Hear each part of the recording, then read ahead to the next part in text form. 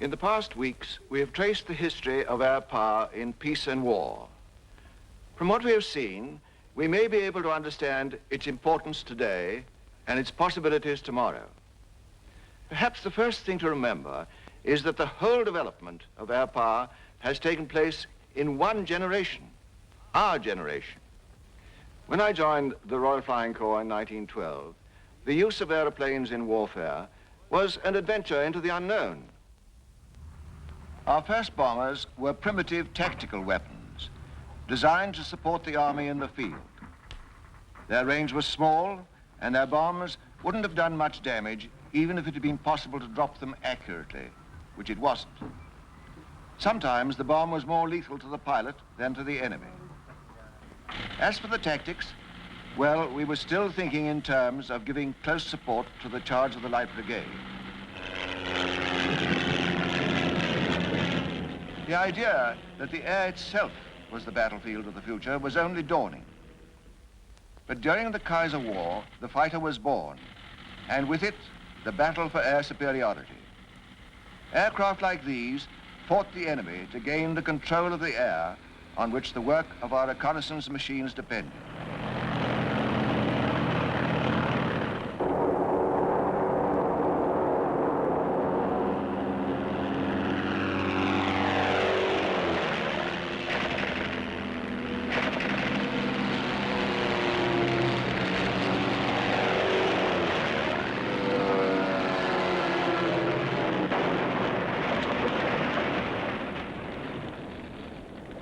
Two years later, the first bomber squadrons of the independent Air Force started attacking German industrial targets across the Rhine. The strategic use of air power had started along the road where we stand today. At sea, during those years, the Royal Naval Air Service had to face its own difficulties.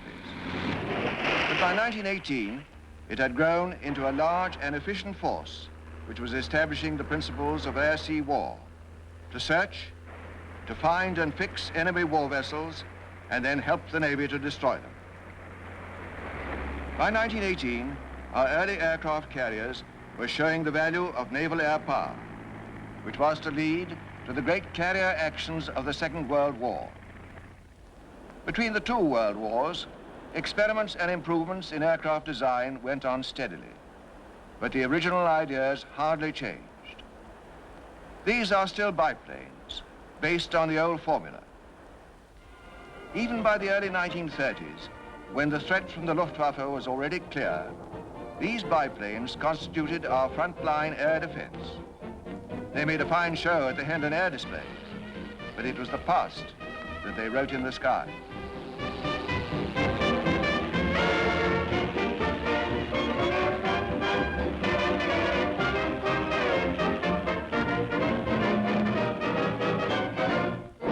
The Germans, meanwhile, were building fast airliners which could be used as troop carriers or bombers. They failed to build a long-range strategic bomber force, but they produced a variety of two-engine bombers with what we now think of as a medium range, enough to attack Britain from the continent. Against these, the fighter was assisted by the world's first early warning radar and a control system which helped to win the Battle of Britain.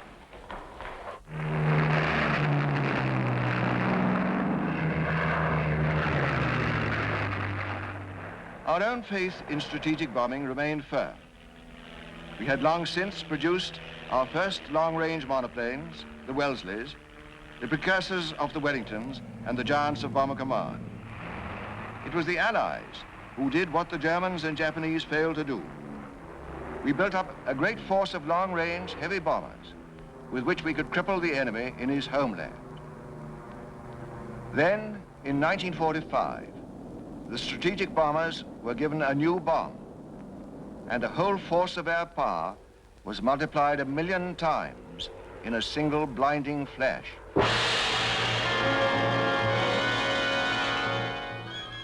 In this cloud, the atomic age was born. And soon, on the deserted coastline of Australia, Britain was testing her own nuclear weapons. This was Montebello in October 1952, before the 0 hour of Operation Hurricane. This was to be ground zero. This was to be vaporized. Here, years of calculation and months of work narrowed down to one more moment of destruction.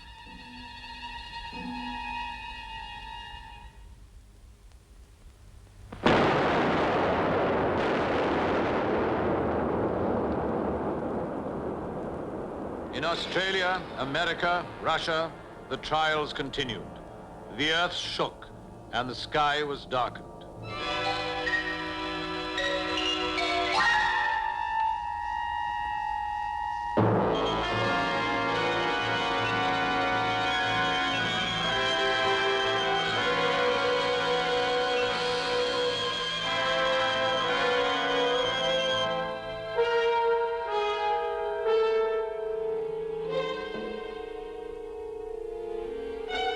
In these deserts, which we have made more desolate, even the air is lethal, and men must go hooded, holding their Geiger counters like charms against invisible death.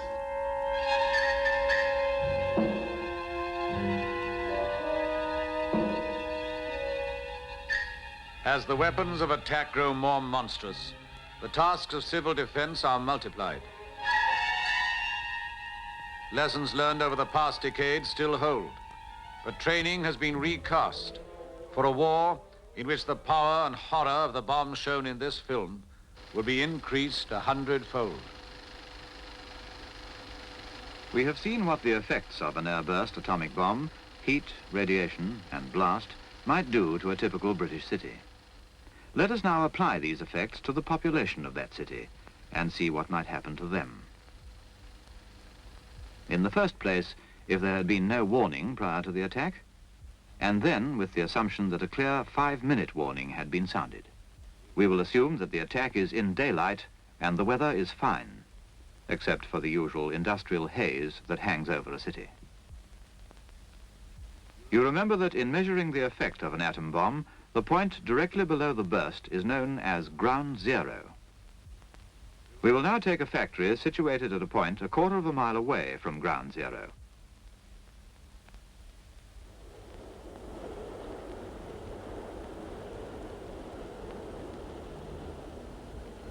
It's nearly time for the shift to change over, and the workers are hanging about outside.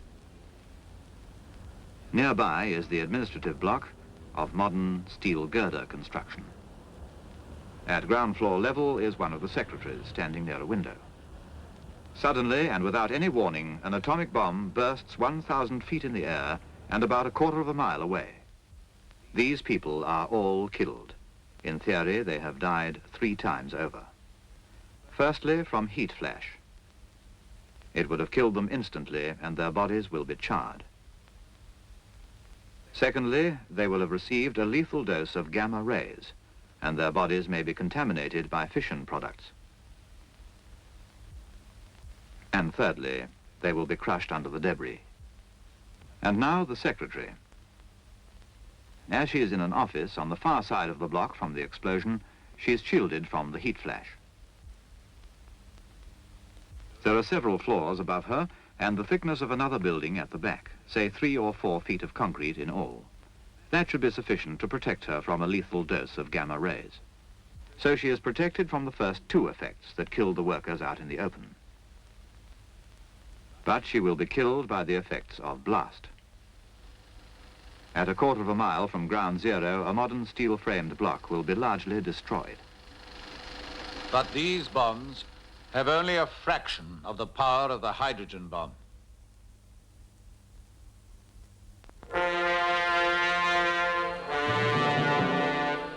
The new bomb and the jet engine, a combination which now shadows the history of civilization. The new engine came pat on its cue with pistons and air screws nearly at their limits. Overnight, the equation of defense was unbalanced. The measure of the power of the air is that it has grown in 35 years from the tactical support of the charge of the Light Brigade to the potential destroyer of the world. Theoretical attack is now from aircraft powered by a thrust hitherto undreamt of. The immediate need was defensive for new fighters, fighters to outpace sound. Here's a Hawker Hunter taking off now. This single-seat fighter is the latest of a long line of fighters designed by Sir Sidney Camp. It's now in production for the Royal Air Force. Here's the Folland Midge, designed by WWII Petter as a prototype for the supersonic Gnat. A small aircraft, but a big idea.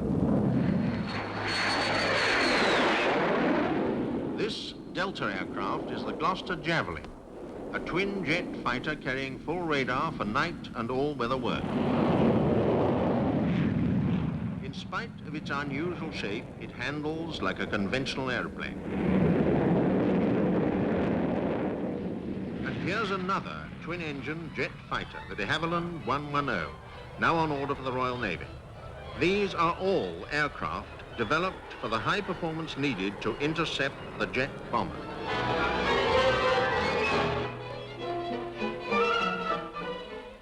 But the new aircraft still demand a human brain behind the controls.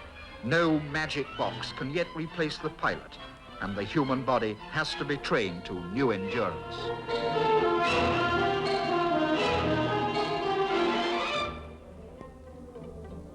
The battleground is now 50,000 feet above the earth. The speed of it is measured not in miles an hour, but in Mach numbers. This is the stuff of science fiction, grown in 10 years from a warfare which now seems an age of time ago.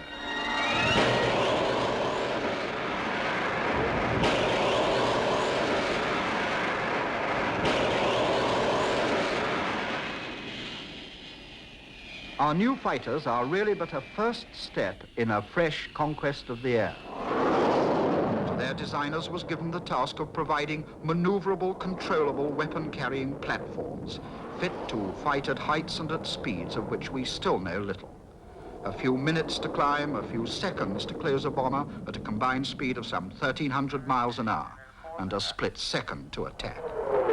Only radar of great range and accuracy can give our fighters a chance. The days of mass raids are over, but 100 jet bombers can do what was once the work of thousands. Any one of any 100 may carry a hydrogen bomb. They must all be plotted. They must all be shot down. A split second to attack. And it's an attack which must have 80 to 90% more certainty in its kill than has ever been achieved in the air before. The Royal Navy, too, must have new jets and new techniques to use them, the steam catapult to get them airborne. For over the sea, the problem is just the same. And much of the air we depend on lies over the sea.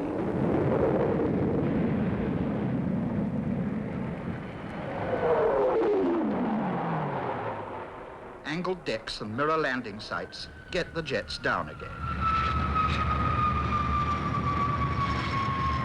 Angled decks which allow a pilot a clear overrun should he want to rejudge his approach. The Fleet Air Arm planes must be as fast as their shore-based counterparts. They must be fit to meet the same enemy. Aerodromes which can go to the furthest seas. Aircraft which, while keeping performance, can somehow get range and endurance and win us a handful of seconds of time. These are the things, the costly and intricate things, for which we must strive. Refueling in flight is one of the many devices tried to cheat the fuel hungriness of the new jet power.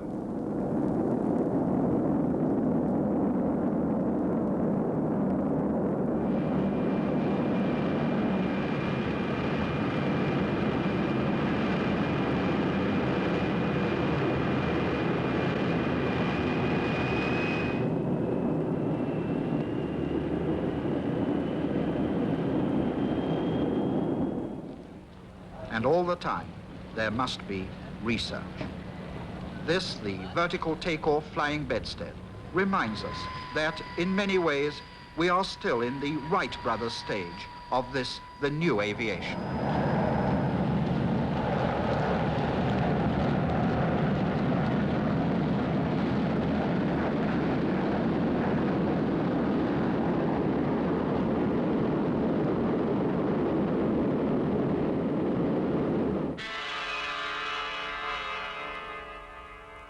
But fighter defense is only part of the answer. Throughout the Western world, new bases have been built for long-range bombers. Strategic bombing, or the threat of it, is still the heart of air power.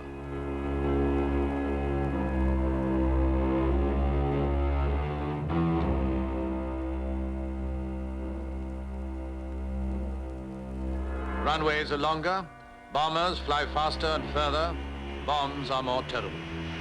Yet the intent behind them is not to win another war, but to prevent it.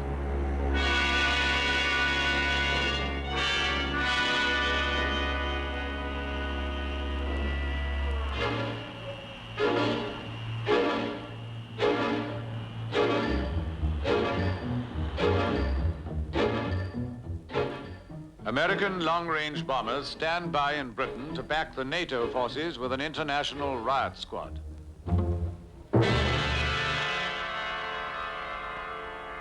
For Allied commanders agree that our first line of defense must be a bomber force to be held ready as a deterrent to any would-be aggressor.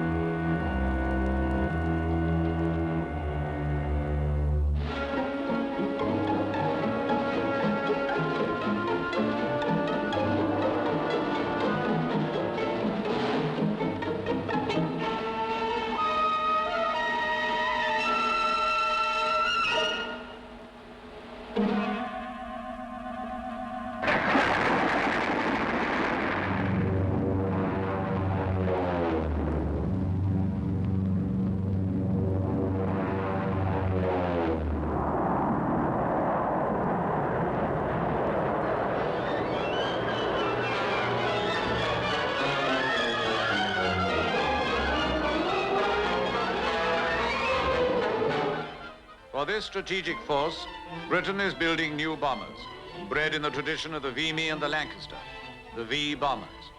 They can carry their deadly load half across the world at near the speed of sound. The Valiant,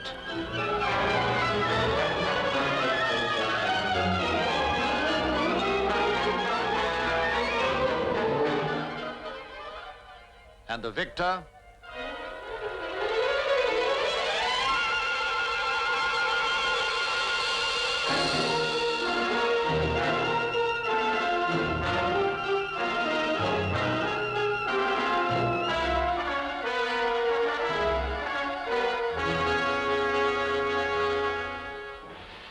and the Vulcan.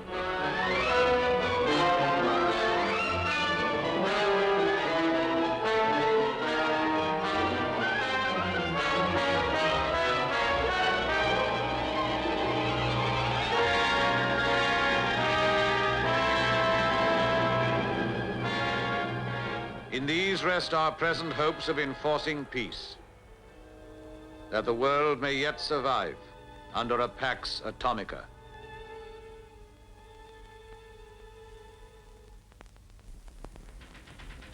Behind the problem of the present, which is still a fighter versus bomber war, there is the shadow of the missile.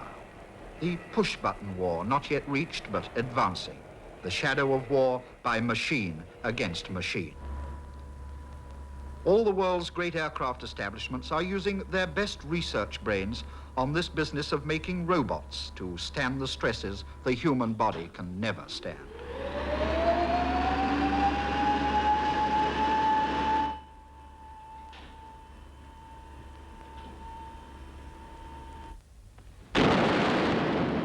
At secret places on our coasts, the early missiles took us on the first steps which led to the great new weapon range at Woomera.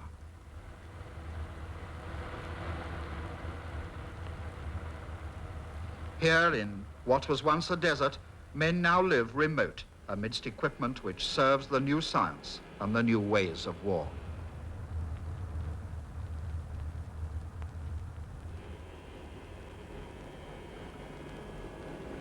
These are pictures of early British experiments, the beginnings of the new defense and of the new attack, the missile in all its forms.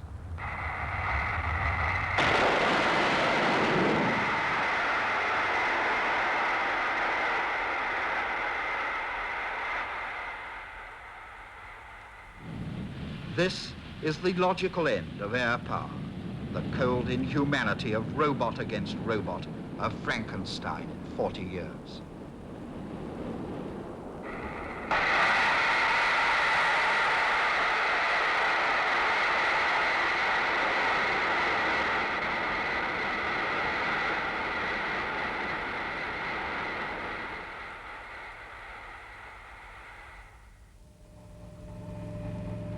In America, as in Australia and Britain, the guided missile has grown from prophecy to fact. These things exist.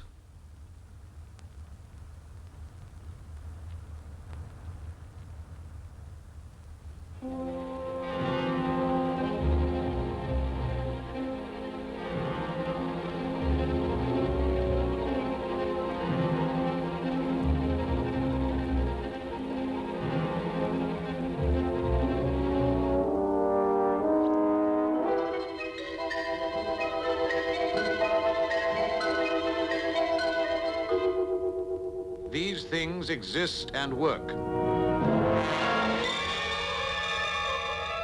They find and hit their quarry. They can be launched from the ground or from ships at sea.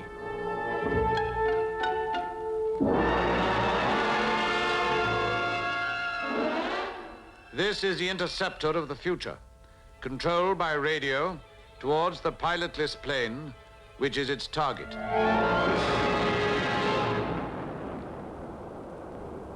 Other missiles can be fired from planes in flight. Find their own way to the target, weave in, and close for the kill.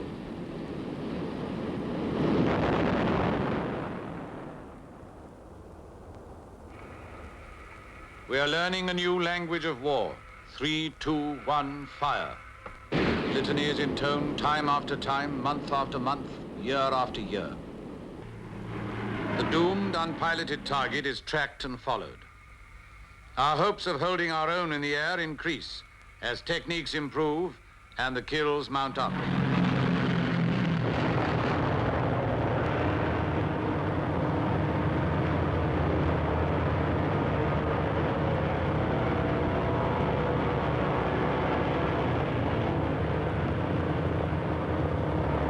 This is the work of a small defensive missile. But behind the burning wreckage of one machine lies a greater threat, of the long-range rocket with atomic warhead.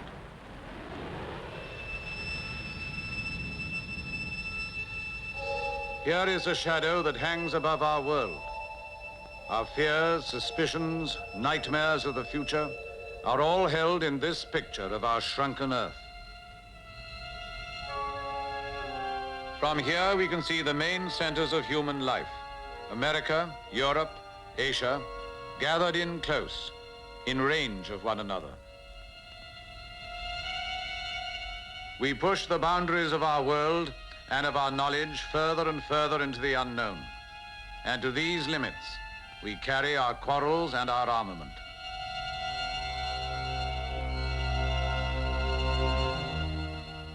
Even on the polar cap, the air bases are built, the runways laid, the machinery of flight installed.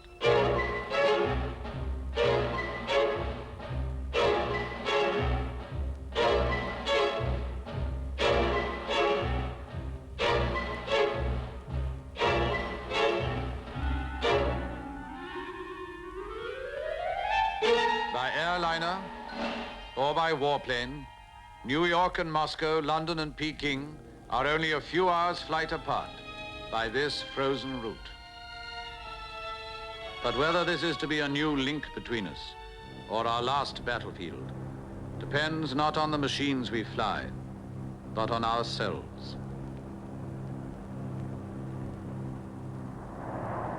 This, then, is the air plan under which we live.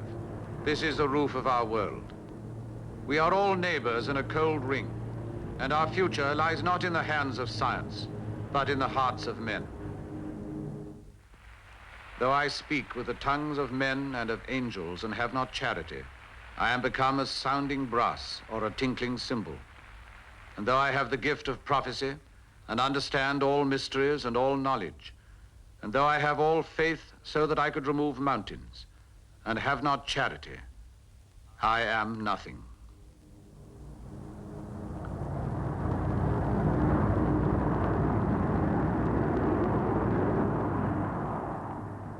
And now abideth faith, hope, charity, these three. But the greatest of these is charity.